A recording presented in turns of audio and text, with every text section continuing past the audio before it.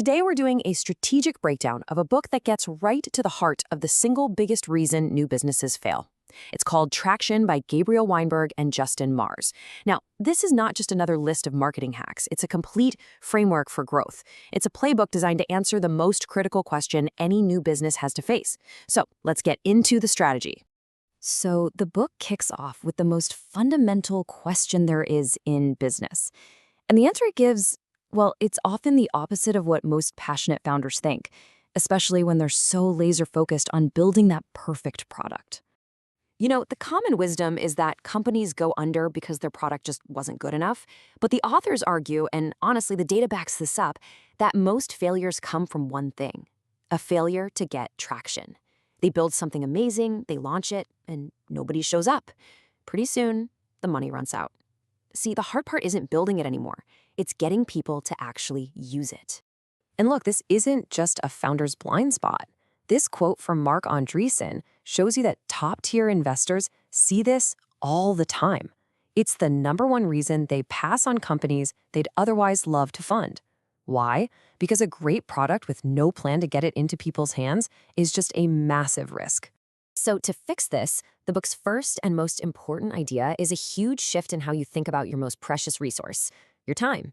The core idea here is a disciplined 50-50 split. Seriously, half your time goes into building and improving your product, but the other half, and this is crucial, has to be spent on figuring out how to get customers. This isn't something you do after you launch or when you finally have some time. It's a core discipline right from day one.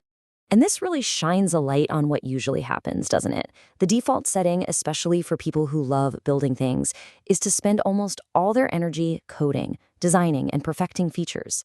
The 50-50 rule is a forcing function. It's designed to stop you from building something in a total vacuum. Okay, so if you're actually spending 50% of your time on traction, how do you do it without just, throwing stuff at the wall and hoping something sticks?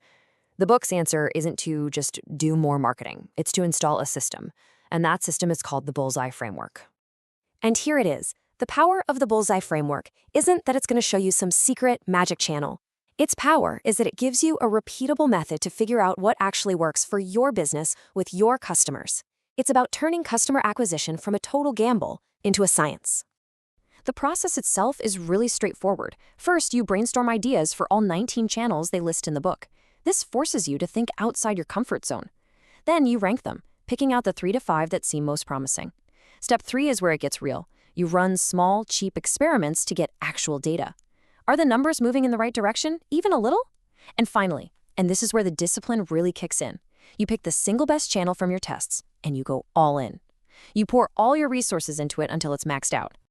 And this quote from Peter Thiel just nails the entire point. You don't need to be amazing at all 19 channels. You just need to find one that works. Mastering that one channel can be the difference between a flop and a fantastic business. The Bullseye Framework is the system you use to find it. Now, this framework is incredibly powerful, but let's be honest, it's not a magic wand. To really use it well, we have to talk about the real-world challenges, where the model can get a little tricky. So let's pull back the curtain and talk about the nuances of actually putting this whole thing into practice. Here's the most important thing to understand. That test phase isn't created equal for every channel. I mean, look at this. You can test paid ads and get data back in a matter of days. But if you're testing something like content marketing or SEO, you might be waiting months before you see a real signal.